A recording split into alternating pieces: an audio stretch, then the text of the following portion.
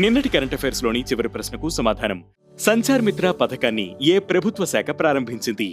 సంచార్ మిత్ర పథకాన్ని టెలికమ్యూనికేషన్ల విభాగం ప్రారంభించింది. ఈ పథకం కింద స్టూడెంట్ వాలంటీర్లకు 5G, 6G, artificial intelligence, cyber security వంటి అధునాతన టెలికాం టెక్నాలజీపై శిక్షణ అందిస్తారు. తర్వాత స్టూడెంట్ వాలంటీర్ల ద్వారా డిజిటల్ సేఫ్టీ, సైబర్ ఫ్రాడ్, ఇతర టెలికాం సంబంధిత సమస్యలపై ప్రజల్లో అవగాహన కల్పిస్తారు.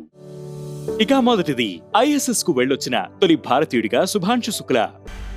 యాక్సియం 4 మిషన్ లో భాగంగా అంతరిక్ష కేంద్రానికి వెళ్లిన భారత వ్యోమగామి శుభాంశు శుక్లా బృందం 18 రోజుల తర్వాత విజయవంతంగా భూమిపై ల్యాండ్ అయింది. ISS కు వెళ్లొచ్చిన తొలి భారతీయుడిగా శుభాంశు చరిత్ర సృష్టించారు. భూమిపైకి తిరిగొచ్చేందుకు సిద్ధమయ్యే సమయంలో వ్యోమగాములు హెయిర్ కట్ చేయించుకున్నారు. దీంతో అంతరిక్షంలో హెయిర్ కట్ చేయించుకున్న మొట్టమొదటి భారతీయుడిగా కెప్టెన్ శుభాంశు చరిత్ర సృష్టించారు. ఇక రెండవది, అమరావతిలో బిట్స్ పిలానీ తొలి AI క్యాంపస్. భారతదేశంలో మొట్టమొదటి AI క్యాంపస్ ను ఆంధ్రప్రదేశ్లోని అమరావతిలో ప్రారంభించినట్లు బిట్స్ పిలానీ ప్రకటించింది. ఈ క్యాంపస్ ప్రధానంగా ఆర్టిఫిషియల్ ఇంటెలిజెన్స్ సంబంధిత రంగాలపై దృష్టి పెడుతుంది. ఈ ప్రాజెక్టు కోసం క్యాపిటల్ రీజియన్ డెవలప్మెంట్ అథారిటీ 70 ఎకరాల భూమిని కేటాయించింది. ఇక మూడవది, అరేబియా సముద్రంలో పాసెక్స్.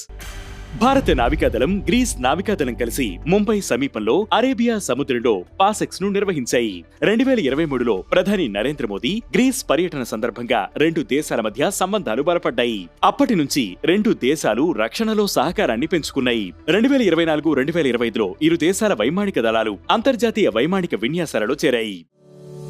ఇక నాలుగవది, గిఫ్ట్ సిటీలో తైవాన్ బ్యాంక్. తైవాన్లోని అతిపెద్ద ప్రైవేట్ బ్యాంక్ అయిన CTBC బ్యాంక్ గుజరాత్లోని గిఫ్ట్ సిటీలో బ్యాంకింగ్ యూనిట్ ను ప్రారంభించడానికి ఇంటర్నేషనల్ ఫైనాన్షియల్ సర్వీసెస్ సెంటర్స్ అథారిటీకి దరఖాస్తు చేసుకుంది. గిఫ్ట్ సిటీ భారతదేశపు మొట్టమొదటి అంతర్జాతీయ ఆర్థిక సేవల కేంద్రం. UAE, ఫ్రాన్స్ వంటి ఇతర దేశాల బ్యాంకులు కూడా దరఖాస్తు చేసుకున్నాయి.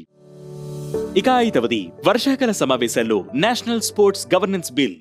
పార్లమెంట్ వర్షాకాల సమావేశాల్లో నేషనల్ స్పోర్ట్స్ గవర్నెన్స్ బిల్లును ప్రవేశపెట్టనున్నట్లు కేంద్ర క్రీడా శాఖ మంత్రి మన్సుఖ్ మాండవీయ తెలిపారు. క్రీడా బిల్లులకు సంబంధించిన సమగ్రమైన వివరాలను త్వరలో వెల్లడించనున్నట్లు ఆయన తెలిపారు. జాతీయ క్రీడా సమాఖ్యలకు నిధులు అంశాన్ని ఈ బిల్లులో ప్రస్తావించినట్లు చెప్పారు. ఇక ఈ రోజు కరెంట్ అఫైర్స్ క్వశ్చన్, జరావా తెగ ప్రధానంగా ఏ ప్రాంతంలో కనిపిస్తుంది? ఈ ప్రశ్నకు సమాధానం మీరే కామెంట్ చేయండి.